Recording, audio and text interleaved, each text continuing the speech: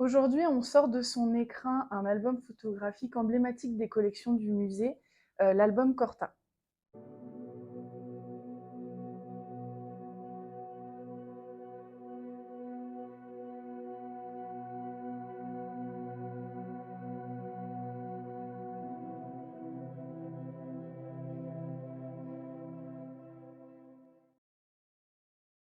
Âgé de 19 ans et originaire de Moselle, Henri Coutan rejoindra les rangs de la France libre à Londres en décembre 1940 sous le pseudonyme d'Henri Corta. Il intègre d'abord l'école des cadets d'où il sortira en 1942 avec le grade d'aspirant et il rejoindra ensuite le Special Air Service.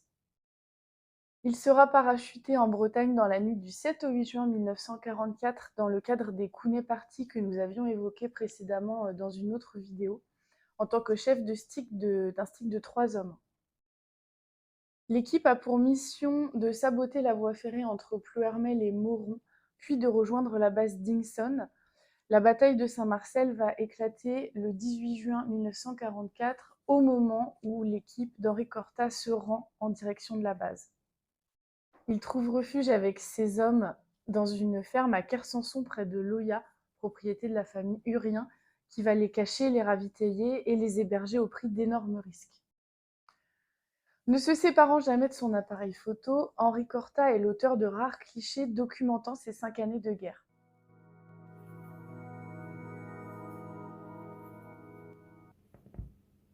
En avril 1998, quelques mois avant sa mort, Henri Coutan fait don au musée de son album photographique, riche de près de 80 clichés originaux et légendés. Cet album retrace son parcours ainsi que celui de ses camarades depuis sa formation en Angleterre jusqu'au dernier combat d'avril 1945 en Hollande. Sur les pages de garde étaient soigneusement collés ces insignes et brevets des forces aéroportées. La valeur historique et documentaire de cet album est exceptionnelle. Il s'agit d'un véritable reportage photographique unique et intimiste réalisé sur un temps long qui permet de mieux comprendre l'épopée des parachutistes SAS de la France libre. Une large partie des photos est consacrée aux années passées au Royaume-Uni. On y voit notamment des scènes et lieux d'entraînement, mais aussi des moments de permission dans Londres. Henri Corta a ajouté des annotations un petit peu partout dans son album concernant les hommes présents sur les photos. Ils sont quasiment tous identifiés. Il y a également parfois quelques détails sur les caractères des personnes présentes sur les photos. Henri Corta stoppe ses prises de vue début juin 1944. Il va les reprendre à la mi-juin, quelques jours après le parachutage de son stick en Bretagne. Quelques photos de la libération de Vannes, et puis on va passer sur les opérations de la Loire, le retour en Angleterre et enfin la Hollande en avril 1945.